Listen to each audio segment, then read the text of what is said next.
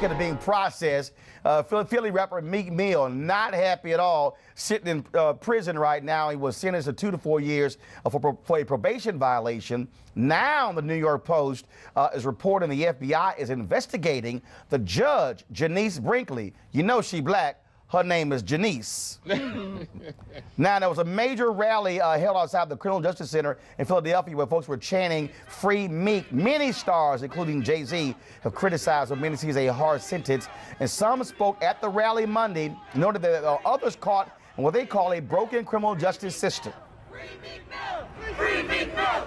Free Meek Mill! Free Meek Mill! So that was them sitting there chanting.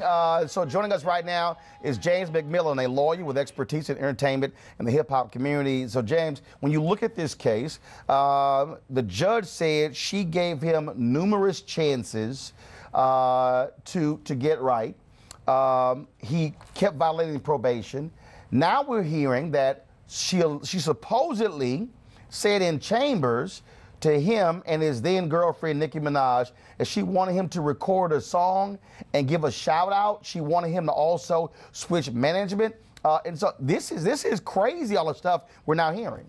You're absolutely right, Roland. First of all, happy birthday. Appreciate it. And second of all, it's the allegations, if true, are very are outlandish. I think that they have Meek Mill and his team have one serious issue. They have to prove those allegations, and from what the reports that are what everybody's saying is that the transcript of that meeting, that in chambers meeting, the private meeting that they had during the probation hearing, has been sealed.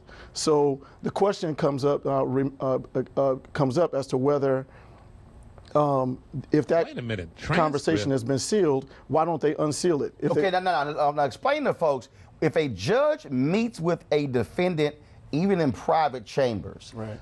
Is it his attorney supposed to be present? Is it the prosecution supposed to be present? And is the court reporter also present? There's a court reporter present, but in this instance, allegedly, they asked for a private meeting with the judge. Oh. His side asked for a private meeting with the judge, with him, his attorney, and the judge. Is that standard? That's not standard. So, and she agreed to it.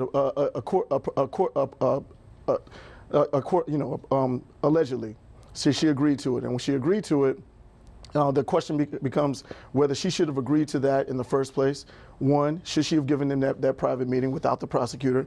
And two, if she did, why is the record sealed?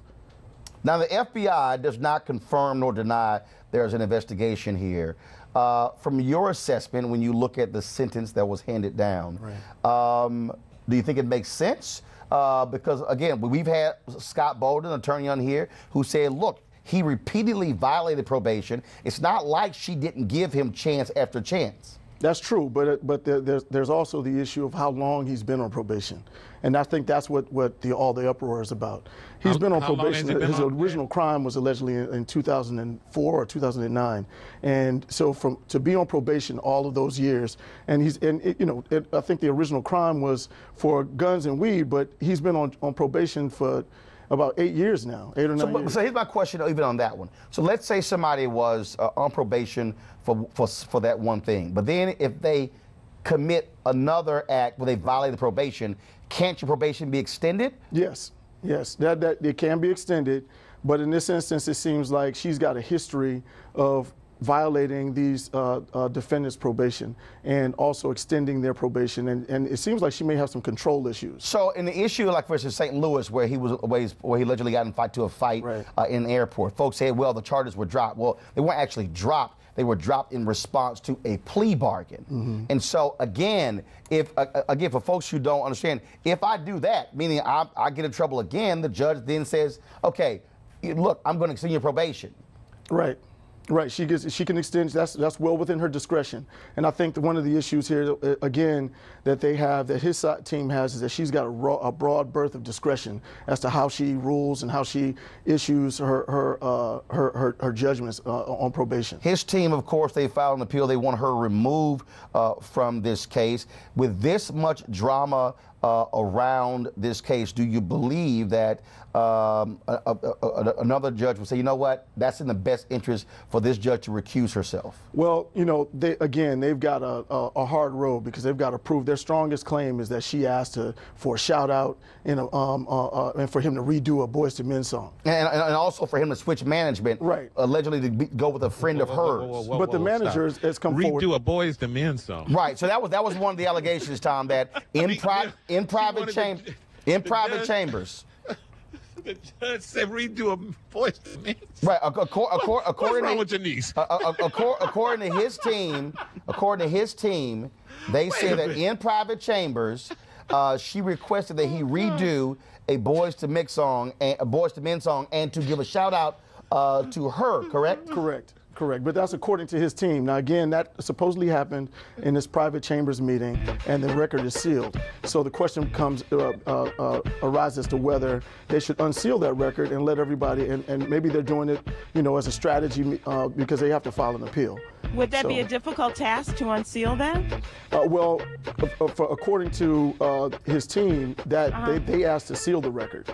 So, you know, and again, his team asked to seal the record. This was a previous lawyer. This wasn't the lawyer that's currently on the case. And again, they also alleged that she wanted him to switch from Jay-Z's Rock Nation to sign with Philly music executive Charlie Mack, who denies he even knows who she is. Right. I don't know what this called real judges of Philadelphia. I have no idea, but you know, but that's the deal. Lots of drama dealing with Meek Mill. And how much time is Meek Mill looking at?